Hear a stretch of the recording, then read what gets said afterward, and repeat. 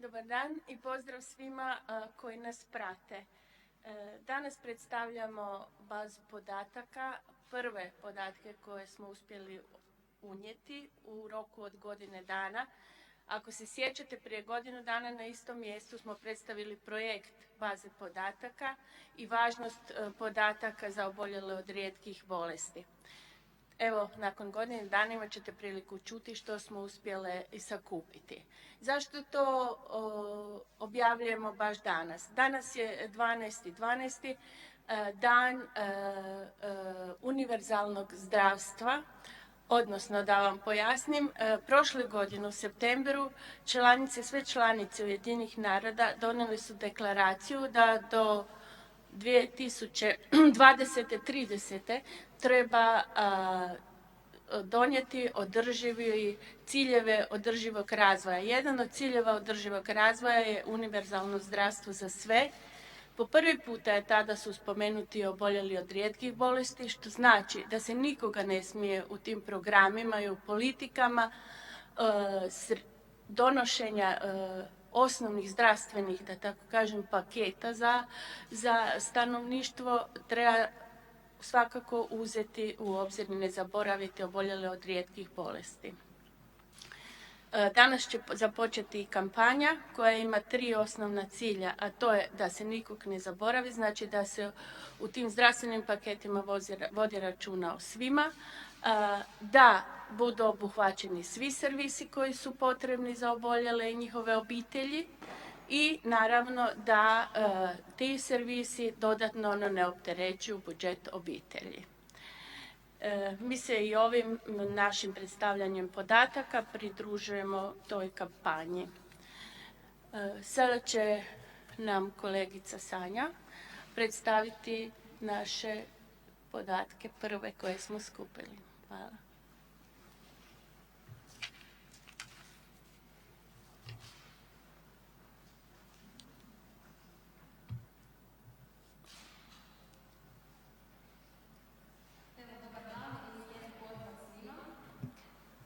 Moje ime je Sanja Bulog i psiholog sam u Hrvatskom savezu za rijetke bolesti i u ime HSRB tima danas ću vam predstaviti prve rezultate baze rijetkih bolesti.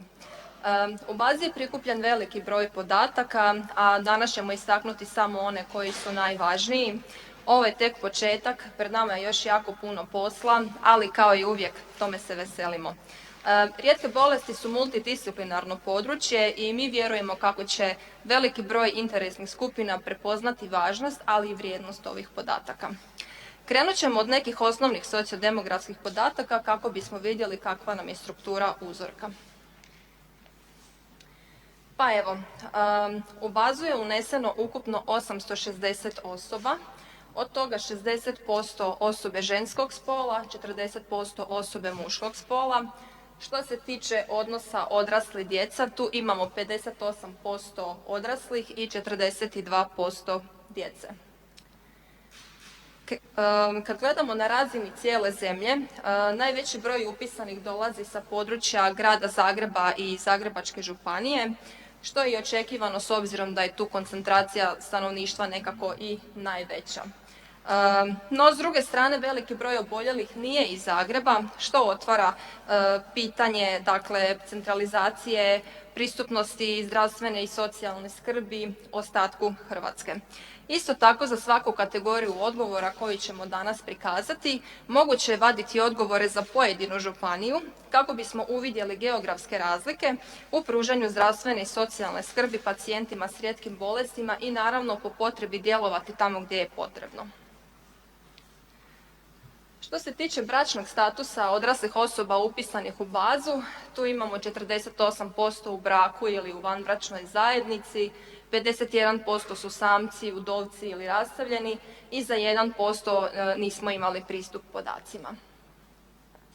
Kad govorimo o stupnju obrazovanja odraslih osoba koje su unesene u bazu, 58% njih ima završenu srednju školu, 37% ima završenu višu školu, fakultet, magisterij ili doktorat, što je zapravo i relativno visoka brojka. Samo 3% ih ima završenu osnovnu školu i ostalo 2%. Što se tiče radnog statusa odraslih osoba u bazi, tu imamo 40% zaposlenih. Dakle, na početku bih naglasila da su tu 502 odrasle osobe. Dakle, od tih 502 osobe 40% su zaposleni, 28% u mirovini, 22% su nezaposleni, 7% je na dugotrajnom bolovanju i 3% dakle, osoba su zaposleni kao osoba sa invaliditetom. Iz ovog podatka možemo zaključiti nešto o težini samih bolesti, ali i o tome koliko je društvo otvoreno za zapošljavanje osoba s invaliditetom, jer iz naših podataka, kao što sam rekla, vidimo da ih je zaposleno samo 3%. Ishodno tome potrebno je još više educirati poslodavce o mogućnostima zapošljavanja osoba s invaliditetom, te da se osobe s invaliditetom više uključe u tržište rada.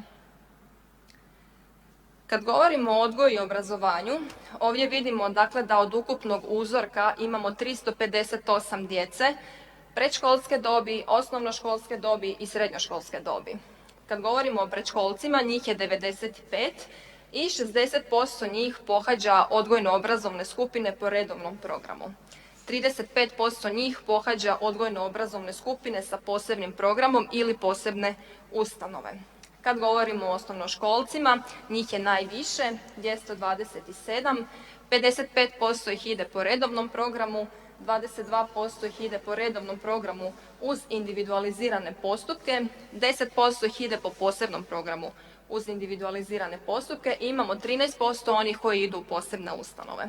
Ove brojke kad se promatraju zasebno izgledaju nešto manje, ali kad zbrojimo sve one koji ne idu, dakle po onom klasičnom redovnom programu, dolazimo do brojke od 45%.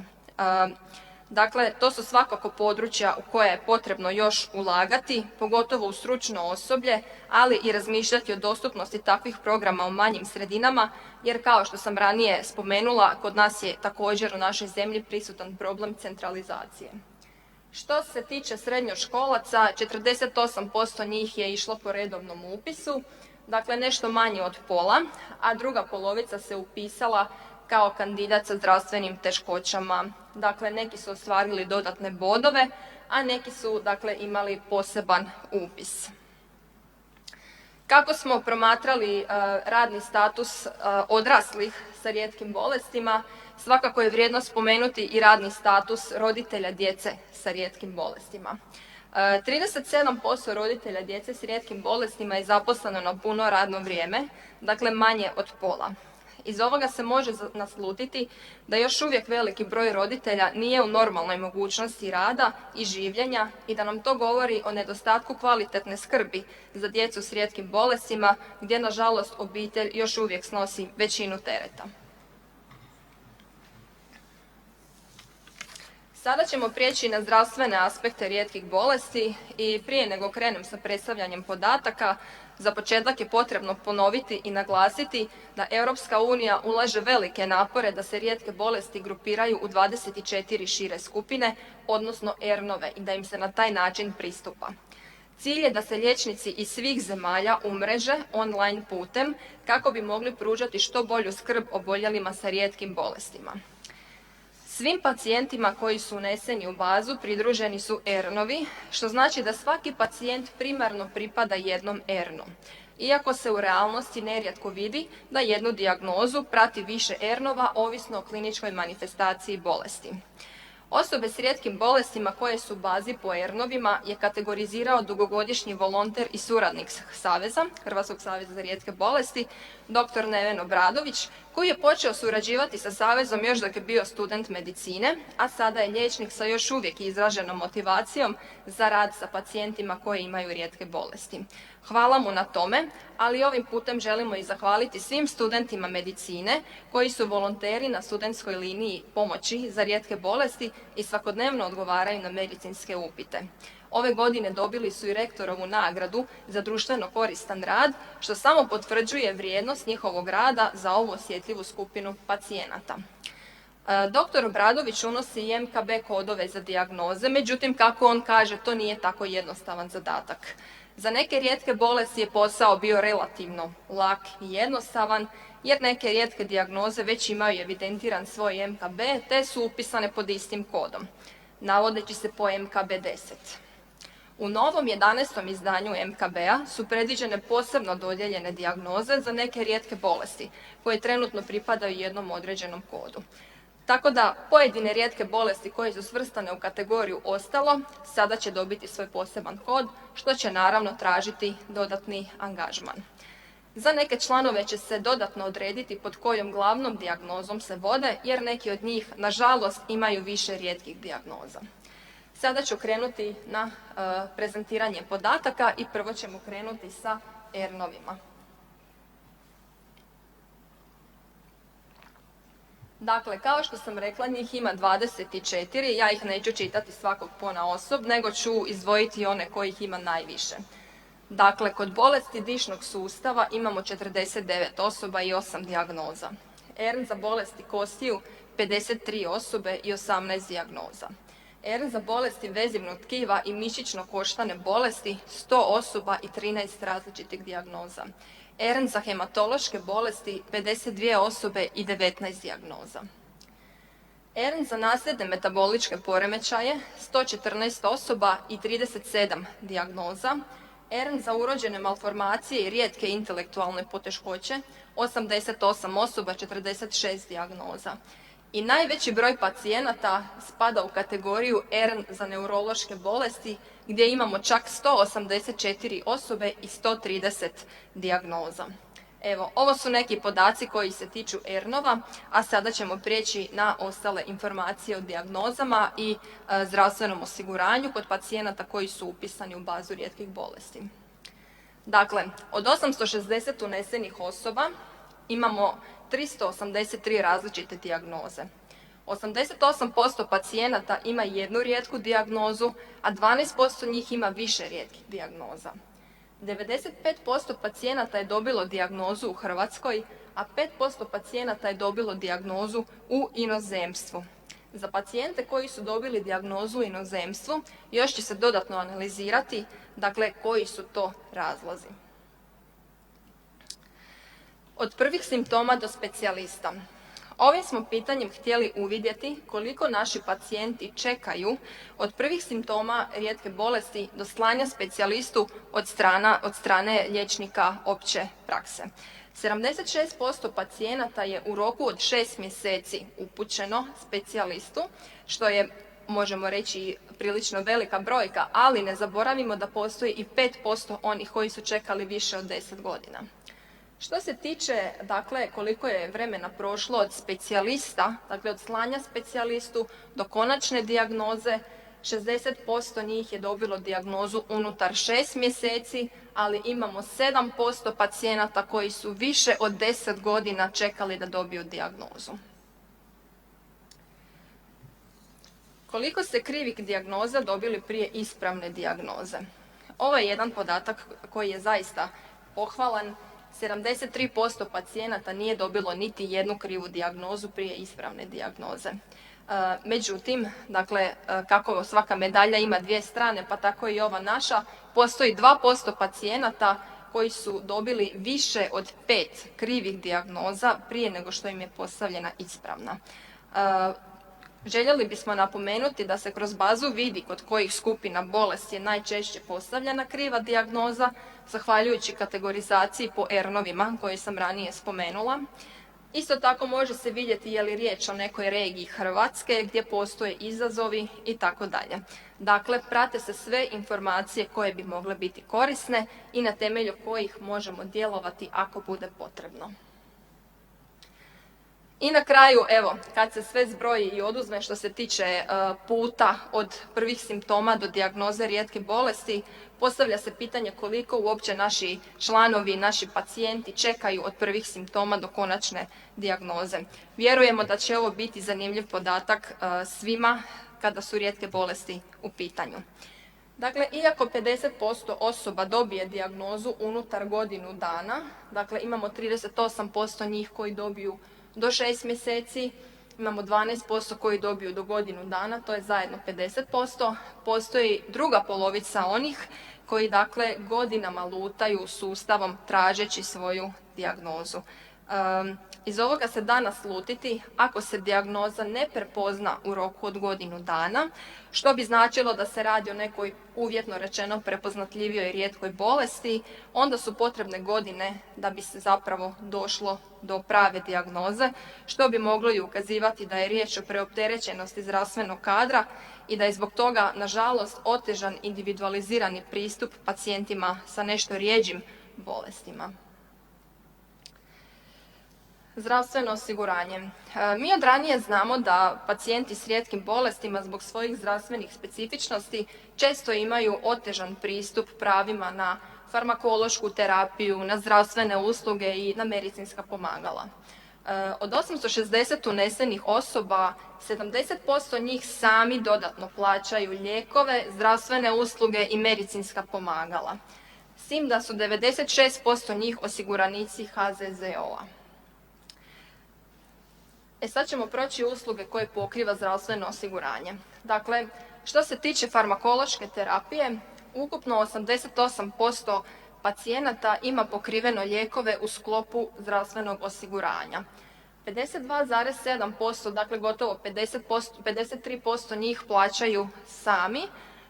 Iz ovoga se zapravo može vidjeti da postoje pacijenti kojima je jednim dijelom pokrivena farmakološka terapija od strane zdravstvenog osiguranja, a jedan dio si plaćaju sami. Potrebno je napomenuti da 90% pacijenata koji kupuju sami, dakle farmakološke terapije, sami ih plaćaju, ne ulaze u takve investicije samoinicijativno, nego po preporuci svoga liječnika. Iz baze možemo vidjeti koju farmakološku terapiju pacijenti najviše koriste, jer imamo listu predefiniranih odgovora koja uključuje svih 155 kategorija lijekova. Nadalje, što se tiče usluga, 84% je pokriveno u sklopu zdravstvenog osiguranja, 36,3% plaćaju sami i što se tiče medicinskih pomagala, ovdje je brojka nešto niža jer samo 17% medicinskih pomagala je pokriveno u sklopu zdravstvenog osiguranja, dok 32% dakle, naših pacijenata upisanih u bazu rijetkih bolesti plaćaju to sami. Jedan zanimljiv podatak koliko mjesečno trošite na rijetku bolest, evo rezultati na 860 pacijenata pokazuju da 30% nema nikakvih troškova, 38% ima troškove do 500 kuna mjesečno, međutim postoje i oni koji troše od 1000 do 3000, pa neki čak troše i više od 5000 kuna mjesečno. To su jako veliki novci koje pacijent svaki mjesec izdvaja iz svog džepa, tako da to je definitivno nešto čemu je potrebno posvetiti više pažnje. Za 30% osoba u bazi hrana je nešto poput lijeka. Najviše ih je u metaboličkim bolestima, bolestima vezivnog tkiva, mišićno-koštanih i neuroloških bolesti. To također možemo pratiti po ERN-ovima. Osim ovih podataka, pratimo još podatke koliko često pacijenti s rijetkim bolestima idu na kontrole, ako ne idu, zašto ne idu, koliko ih različitih specijalista prati i tako dalje. Sada ćemo prijeći na podatke o pravima. Na temelju dugogodišnjeg rada linije pomoći za rijetke bolesti još davno prije formiranja baze i davno prije ovih rezultata imali smo uvid u izazove s kojima se susreću naši članovi. Ali sada nam je puno lakše baratati tim podacima kada su oni izraženi kvantitativno. Također, godišnja statistika koju vodimo na nacionalnoj i europskoj razini pokazuje da se pacijenti u najvećem broju javljaju za pitanja o pravima, dakle podrška socijalnih radnica i za psihološko savjetovanje. Ako znamo da samo 1% oboljelih od rijetkih bolesti ima lijek, također je za pretpostaviti da ostalih 99% treba određena prava i usluge kako bi održali i unaprijedili kvalitetu života, ne samo kod sebe nego kod cijele obitelji, jer je u to uključena cijela obitelj, ne samo pacijent. Svjesni smo da su pitanja prava osjetljiva, ponekad i komplicirana i da im je potrebno posvetiti posebnu pažnju. Zbog toga ćemo sada iznijeti rezultate koje smo dobili uz napomenu da je ovo, ovo su podaci koji su dobiveni na uzorku od 860 pacijenata s rijetkim bolestima i potrebno je biti oprezan u generaliziranju rezultata na cijelu populaciju osoba s rijetkim bolestima na razini Republike Hrvatske. Pa krenimo. Dakle, od 860 pacijenata, 579 osoba je tražilo prava unutar sustava. Samo 12% njih je upućeno od strane institucije, 41% njih je došlo po savjetu ili po preporuci, a 47% njih su samo inicijativno tražili prava. Ovdje svakako treba poticati međusobnu suradnju javnih servisa sa civilnim sektorom, da nas javni sektor više percipira kao partnere u skrbi i naravno ovdje je loptica i na Savezu za rijetke bolesti da se još više trudi educirati, da još više se trudi surađivati sa institucijama i mi vjerujemo kako će ova brojka od 12% biti veća. Od ukupno 987 podnesenih zahtjeva za prava, 51% njih je podneseno u Centru za socijalnu skrb, 32% je podneseno u Hrvatskom zavodu za zdravstveno osiguranje, 14% u Hrvatskom zavodu, 32% u Hrvatskom zavodu za mirovinsko osiguranje, 14% u Hrvatskom zavodu za zdravstveno osiguranje i 3% u uredima državne uprave. Što se tiče traženja prava osoba sa rijetkim bolestima na razini cijelog uzorka od 860 pacijenata, kod 50% njih zapravo su prava ostvarena u prvostupanjskom postupku. 33% pacijenata upisanih u bazu uopće nisu tražili nikakva prava, 11% njih su tražili, ali nisu ostvarili prava, imamo 5% onih koji su ostvarili prava u drugostupanjskom postupku, ali i 1% onih koji su svoja prava uspjeli ostvariti tek tužbom. 1% je mala brojka, ali još uvijek postoji i ponovo naglašavam važnost suradnje, međusobne komunikacije, ne samo između javnog i civilnog sektora, nego i raditi na komunikaciji između institucija. I za kraj, jedna zanimljivost, kako ste saznali za Savez za rijetke bolesti.